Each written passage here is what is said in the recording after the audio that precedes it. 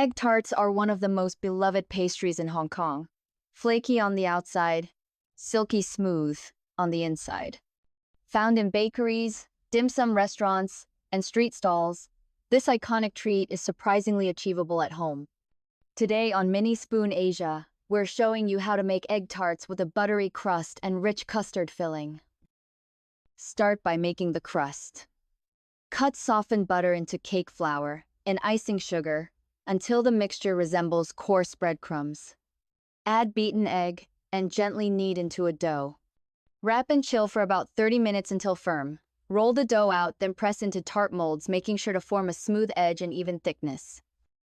For the filling, gently mix eggs with evaporated milk, water, and sugar until dissolved. Be careful not to beat the mixture too hard. You don't want bubbles.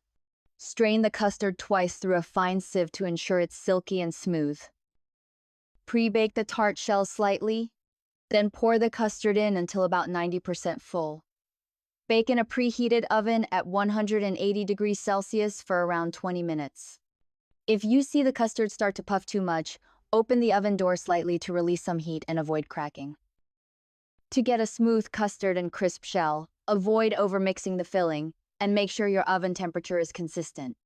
Let the tarts rest for a couple of minutes in the oven after baking to help the custard settle gently.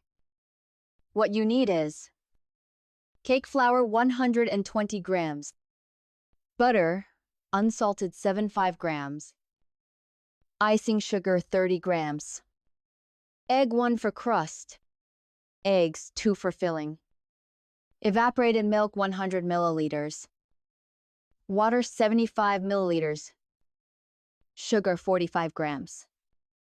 And calories is approximately 270 kilocalories per 100 grams.